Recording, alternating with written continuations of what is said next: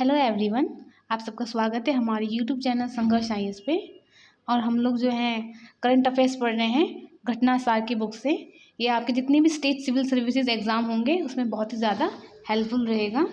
जैसे कि UPSC, UPPCS हो गया, बीपीएससी एग्ज़ाम हो गया। ठीक है, तो आइए चलिए स्टार्ट करते हैं। इसमें पहले हम पढ़ते हैं कि हिमाचल प्रदेश का किन्नौर बना 100% टीकाकरण करने वाला देश का पहला जिला। यानी हिमाचल प्रदेश का पहला जिला किन्नौर बन गया है टीकाकरण करने वाला। ये पढ़ लेते हैं इसके में और डिटेल हम लोग। जिला जो है कहाँ है, ये हिमाचल प्रदेश में है, जहाँ 100% योग्य आबादी को कोरोना का दोनों टीका लगाया जा चुका है। और ये जो हमें सूचना मिली है उनके मुख्यमंत्री जयराम ठाकुर जी ने बताई है। हिमाचल प्रदेश ने राज्य की कुल 100% आबादी 18+ का टीकाकरण करवा लिया है और राज्य में सभी योग्य लोगों को कोरोना की पहली खुराक दे दी गई है। हिमाचल प्रदेश में ये उपलब्धि अर्जित करने वाला देश का पहला राज्य बन गया है। अब थोड़ा इसकी डिस्ट्रिक्ट की जानकारी ले लेते हैं। किन्नौर हिमाचल प्रदेश का जिला है। ये 6,400 वर्ग किलोमीटर में फैला हुआ है। किन्नौर की आबादी 84,000 है। इसका मुख्यालय रिंगपोंग में स्थित है। अगला पढ़ते हैं। महाराष्ट्र स्वयं की वन्य जीव कार्य योजना को मंजूरी देने वाला पहला राज्य है। अब महाराष्ट्र से है ये खबर, यानी कि राज्य वन्यजीव बोर्ड की 17वीं बैठक के दौरान महाराष्ट्र सरकार ने स्वयं की वन्य जीव कार्य योजना 12 अक्टूबर 2021 को मंजूरी प्रदान की है और ये अगले 10 वर्ष तक लागू रहेगी। यह कार्य योजना अगले दशक के लिए वन्य जीव संरक्षण के लिए मार्गदर्शक दस्तावेज है। मतलब हमें जो है इन्होंने state board for wild life का इन्होंने गठन किया है, महाराष्ट्र ने किया है। इसमें जो पूछ सकते हैं किसने किया है, तो महाराष्ट्र हम लोग को याद करना है। और इसकी कुछ और डिटेल पढ़ लेते हैं कि महाराष्ट्र ने अपनी स्वयं की वन्य जीव कार्य योजना पारित करने की भारत का पहला राज्य बन गया है।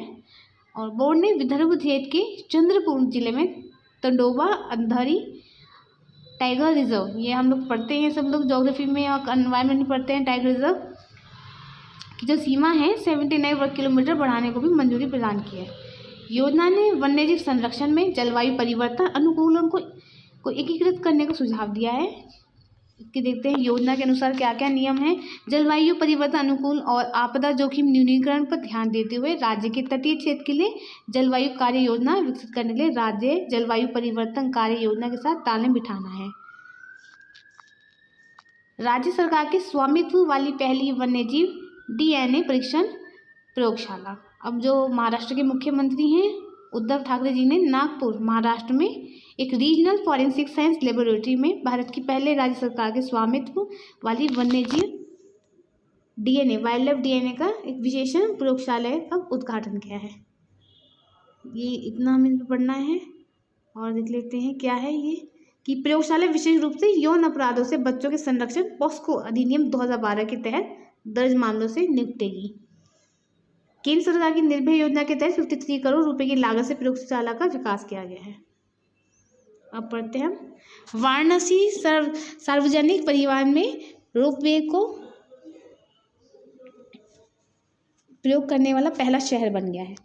देखिए ये खबर उत्तर प्रदेश की हम पढ़ते हैं कि इम्पॉर्टेंट भी है जो यूपीपीसीएस का एग्जाम दे रहे हैं कि उत्तर प्रदेश का वाराणसी सार्वजनिक परिवहन में रोपवे सेवाओं को उपयोग करना भारत का पहला शहर बन गया है। सार्वजनिक परिवहन ropeway Cantt railway station Varanasi Junction से चर्च स्क्वायर गोदोलिया तक यातायात की भीड़ को कम करने के लिए बनाया गया है। तो मतलब इनका पर्पज़ क्या था, जो भीड़ है उसको कम करने के लिए बनाया गया है रोपवे कैंट रेलवे स्टेशन से चर्च स्क्वायर तक।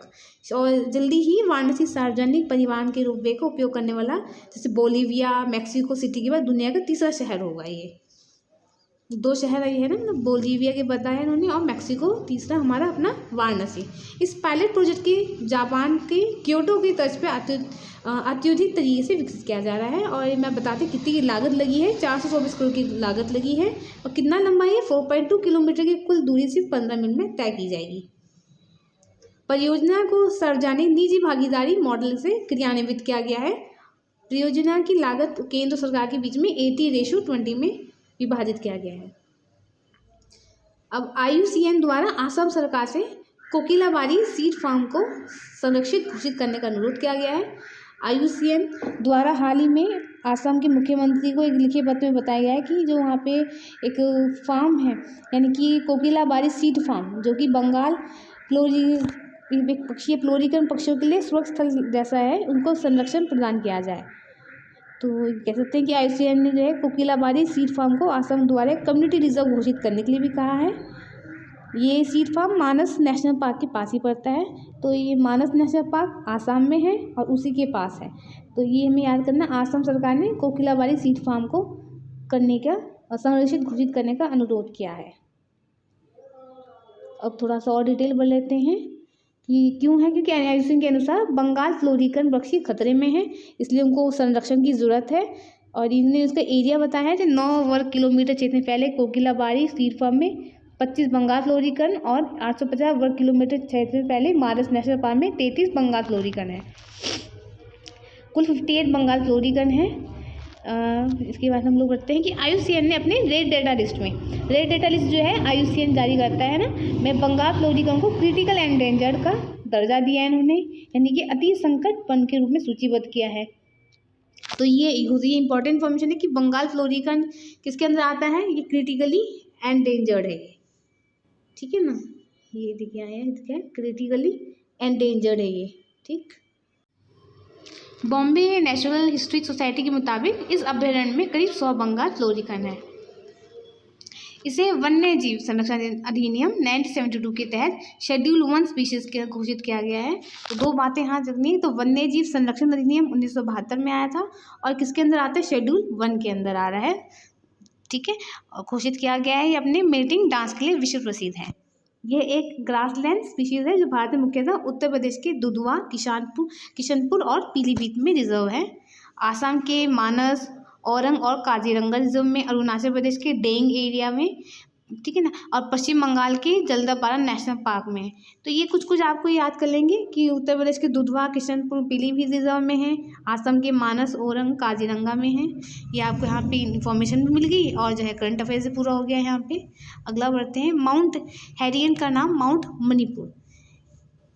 16 अक्टूबर 2021 को मणिपुर के स्वतंत्रता सेनानियों को श्रद्धांजलि देते हुए केंद्र सरकार ने अंडमान और निकोबार द्वीप समूह के एक द्वीप शिखर माउंट हैरियट का नाम बदल के माउंट मणिपुर कर दिया है। ये बताया जा रहा है कि मणिपुर राज्य ने वर्ष 1857 की क्रांति तथा 1891 को एंग्लो मणिपुरी युद्ध के दौरान अंग्रेजों के विरुद्ध विद्रोह करने में महत्वपूर्ण भूमिका निभाई थी। इसके अलावा मणिपुर एक ऐसा राज्य था जिसने आज़ादी के आंदोलन के समय अपना संविधान भी लागू किया था। तो माउंट हैरियट को अब हम माउंट मणिपुर बनाया गया है और ये अंडमान निकोबार की द्वीप समूह की तीसरी सबसे ऊंची चोटी है।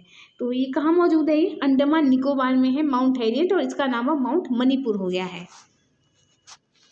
देश का पहला अल्कोहल संग्रहालय ये कहाँ है, गोवा के कौंडिल्यम बीच में एक देश का पहला अल्कोहल का संग्रहालय बनाया गया है। ये संग्रहालय पणजी से 10 किलोमीटर दूरी पे उत्तर गोवा के समुद्री तट पर है। तो इसका 2 चीज़ें यहाँ याद रखनी है, तो हमें कि पहला अल्कोहल संग्रहालय कहाँ है, गोवा के कौंडिल्यम जगह पे है, ठीक है ना। और इसका नाम ऑल अबाउट अल्कोहलियम म्यूजियम नाम रखा गया है। 2016 के फैनी को गोवा का हेरिटेज ड्रिंक भी घोषित किया जा चुका है इसको। वर्ष 2013 में गोवा की फैनी को भौगोलिक संकेत यानी कि GI टैग में, यानी कि ज्योग्राफिकल इंडिकेशन टैग का भी दर्जा मिल चुका है। गोवा के कैशू फैनी को भी GI टैग दिया जा चुका है। इसके अलावा वहाँ पे कैशू एप्पल भी उगाए जाते हैं। अगला देखते हैं क्या है कि भारत का पहला स्मार्टफोन आधारित ई-वोटिंग समाधान। तेलंगाना ने कोविड-19 के महामारी को देखते हुए भारत का पहला स्मार्टफोन आधारित ई-वोटिंग सोल्यूशन उन्होंने ऐप डेवलप किया है। ये जो है अक्टूबर 2021 तक खुले आवेदन पे पंजीकरण, ये ज़्यादा इम्पोर्टेंट नहीं है। यहाँ पे हम पढ़ते हैं इसके बारे में और क्या है ई वोटिंग। ये जो वोटिंग का है इन्होंने वहाँ पे खम्मम जिला है वहाँ आयोजित किया है। इसमें खम्मम नगर निगम डमी चुनाव के साथ देश की पहली स्मार्टफोन आधारित ई वोटिंग प्रणाली ड्राई रन से गुजरा है। तो इसमें मेन याद रखने की ई वोटिंग सोल्यूशन तेलंगाना राज्य ने किया है। और किस से CDAC यानी कि centre for development of advancement कार्यान्वयन समर्थन के साथ विकसित किया गया है।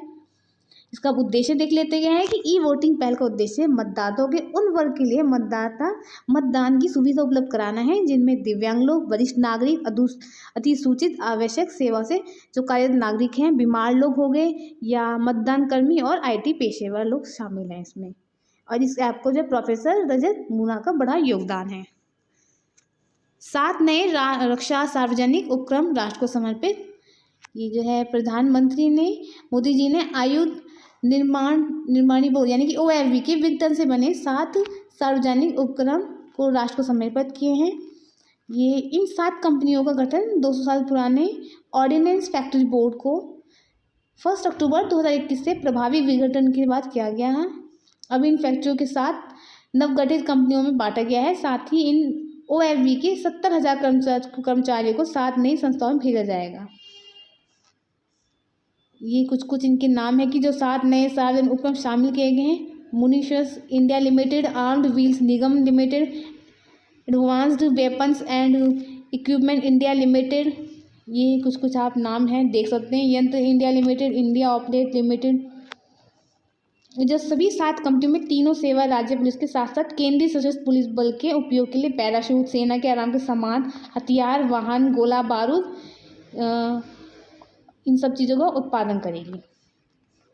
डेनमार्क के प्रधानमंत्री भारत यात्रा पे आए। प्रधानमंत्री का नाम है मेटे फ्रेडरिक्सन और ये कोविड-19 महामारी के बाद किसी राष्ट्र में प्रमुख की भारत की पहली यात्रा है।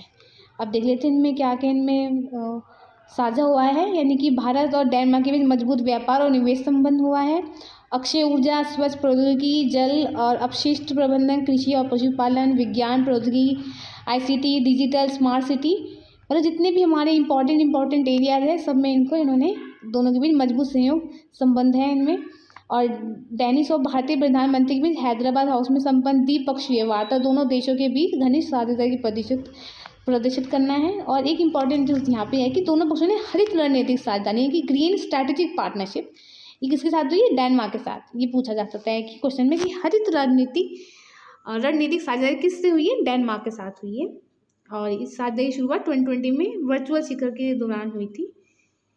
यह है कि वैज्ञानिक तथा औद्योगिक अनुसंधान परिषद, राष्ट्रीय भूभौतिकी अनुसंधान संस्थान हैदराबाद, ये संस्थान याद होनी चाहिए, हैदराबाद में है, ठीक है, यहाँ पे ये है। और देख लेते हैं इसके बारे में कि वैज्ञानिक तथा औद्योगिक अनुसंधान परिषद और डेनिश पेटेंट एवं ट्रेडमार्क कार्य के बीच ये कुछ चीज़ें समझौते किए गए हैं, पर जो इम्पॉर्टेंट था वो मैंने बता दिया है, वो ज़्यादा इम्पॉर्टेंट है।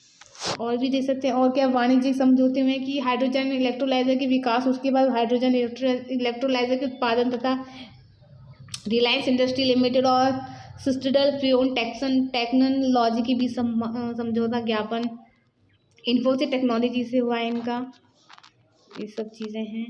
फिर डेनिश प्रधानमंत्री 2022 को प्रस्तावित दूसरे भारत नॉर्डिक शिखर सम्मेलन के लिए उनको न्योता दिया है कोपेनहेगन आने का, ये है यहाँ पे। और देखते हैं अब थोड़ा ये बोल लेते हैं हम नवीनतम अंतर्राष्ट्रीय घटनाएं। COP 26 के साथ साथ 11 नवंबर 2021 को German Wars new climate institute तथा क्लाइमेट एक्शन नेटवर्क द्वारा संयुक्त रूप से संकलित ये जो COP है कॉन्फ्रेंस ऑफ पार्टी 26 को जर्मन वॉच न्यू क्लाइमेट ने एक रिपोर्ट इन्होंने की है जिसको कहते हैं CCPI global climate change perform index. ये इनका 18वां संस्करण जारी किया गया है और इस सूचकांक में भारत को 10th रैंक में दी गई है। यानी कि और भारत ने लगातार तीसरे वर्ष भी उच्च जलवायु प्रदर्शन के साथ शीर्ष पे 10 सर्वश्रेष्ठ प्रदर्शन करने वाला देश बना है। डेनमार्क CCPI 2022 में सर्वोच्च रैंक वाले देश के रूप में 4था स्थान प्राप्त किया है। फिर स्वीडन का 5वां है। फिर कुछ चीज़ों के बताया गया है इन्होंने। और ये सूचकांक 4 मानदंडों पे है, ग्रीन हाउस गैस उत्सर्जन, नवीकरणीय ऊर्जा उपयोग तथा जलवायु नीति के अंतर्गत 14 संकेतों के आधार पर जारी किया जाता है। तो हमारा भारत का कितना रैंक है? 10th रैंक है। और 4 मानदंडों पे किया गया है, ये जो 4 मानदंड याद होने चाहिए। इस सूचकांक में सबसे खराब प्रदर्शन करने वाले देश जो हैं ऑस्ट्रेलिया है, रूस, सऊदी अरब और कजाकिस्तान है। ये देखिए इंडेक्स में बता रखा है। 4th नंबर पे ये है, नॉर्वे है। 6th पे नॉर्वे है। ये है, अब पढ़ते हैं ग्लोबल ड्रग पॉलिसी इंडेक्स, ये भी नवंबर में जारी की गई है। ग्लोबल ड्रग पॉलिसी इंडेक्स, इसमें जो है भारत का 18th रैंक है। और सूचकांक में नॉर्वे, न्यूजीलैंड, पुर्तगाल जो है मानवीय, इनको स्टार्टिंग के 5 देशों में शामिल किया गया है। यह दवा नीतियों और उनके कार्यान्वयन का एक डेटा संचालित वैश्विक विश्लेषण जो ऐसे सामने है कि जब भारत सरकार नारकोटिक्स ड्रग्स एंड साइकोट्रोपिक पदार्थ अधिनियम जो है 1985 के प्रावधानों की समीक्षा कर रही है। इसमें सिर्फ रैंक हमें याद करनी है अपनी भारत की। फिर नशीली दवाओं से संबंधित नीतियाँ सामाजिक आर्थिक स्थिति में हाशिए पर बड़े लोगों उनकी लिंग जातिया यौन अभिविन्यास के आधार पर असमान रूप से प्रभावित करती है। राज्य की नीतियों और उन्हें जमीनी स्तर पर कैसे लागू किया जाता है। कुछ अपवादों को छोड़कर औषधीय नीति प्रक्रियाओं में नागरिक समाज और प्रभावती जो लोग हैं जो समुदाय के उनमें अत्यंत सीमित है। ये कुछ इसके पॉइंट्स थे कि जो ग्लोबल ड्रग पॉलिसी इंडेक्स है इन्होंने क्या क्या चीज़ देखी हैं, इनकी क्या क्या इनकी नीतियां हैं। इसमें फिर आपका QS Asia university ranking, QS Asia की रैंकिंग पढ़ते हैं, ये रिलीज़ की गई है। इसमें जो है नेशनल यूनिवर्सिटी ऑफ सिंगापुर को फर्स्ट रैंक मिला है, फिर चाइना की पेकिंग यूनिवर्सिटी को सेकेंड रैंक मिला है। अब भारत की देख लेते हैं। भारत के कुछ हैं, आईआईटी दिल्ली को 45वां, आईआईटी मद्रास को 54वां, Indian Institute of Science Bangalore को 56, आईआईटी खड़गपुर 60 और आईआईटी कानपुर 64वां, डीयू को दिल्ली यूनिवर्सिटी को 77 पे रखा गया है। आईआईटी बॉम्बे को 42 दिया गया है। फिर अगले button one sun one world one grid, ये एक बहुत अच्छी शुरुआत है, इसकी जानकारी होनी चाहिए ये, क्योंकि कुछ चीज़ें आपके जो है मेंस में भी काफ़ी अच्छे से काम आएंगी। प्रधानमंत्री नरेंद्र मोदी और ब्रिटिश समक्ष बोरिस जॉनसन के संयुक्त रूप से ग्लासगो में COP26 क्लाइमेट मीट में नवंबर में ही इसकी पहल की शुरुआत की गई है। ये परियोजना आप देखते हैं इसका क्या है, इसका उद्देश्य क्या है कि यह परियोजना दुनिया भर में सौर ऊर्जा की आपूर्ति के लिए ट्रांसनेशनल बिजली ग्रिड स्थापित करने के बारे में है। ठीक है ना, इसको याद करिए। One sun one world one grid के पीछे का विजन है द सन नेवर सेट, और यह विश्व में किसी भी भौगोलिक स्थान पर किसी भी समय स्थिर है। यह भारत द्वारा शुरू की गई महत्वाकांक्षी योजना है और आर्थिक लाभ की दृष्टि से महत्वपूर्ण भी है। वर्ल्ड बैंक जो इसमें मदद करेगा और यह योजना इंटरनेशनल सोलर अलायंस का भी लाभ उठाएगी। और इस अवसर पे प्रधानमंत्री ने यह भी घोषणा किया है कि भारत की अंतरिक्ष एजेंसी इसरो जल्द ही दुनिया को एक कैलकुलेटर प्रदान करेगी जो किसी भी क्षेत्र की सौर ऊर्जा क्षमता को माप सकता है।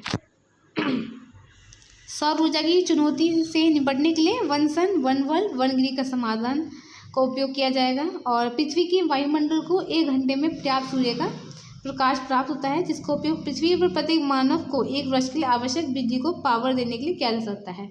हालांकि सौर ऊर्जा केवल दिन के दौरान ही उपलब्ध है, तो एक और ये भी चुनौती है कि मौसम पर निर्भर करती है। तो जितना आज हमने पढ़ा है इसको आप लोग रिवाइज करिए, क्योंकि देखिए 12 जून को प्री की डेट है, तो अभी से पढ़ना स्टार्ट करेंगे, क्योंकि हम सबको अपने कंफर्ट जोन से बाहर आना है। और भी कोई क्वेश्चन है तो आप जो है कमेंट बॉक्स में पूछ सकते हैं। तो अच्छे से पढ़ते रहिए। God bless you all.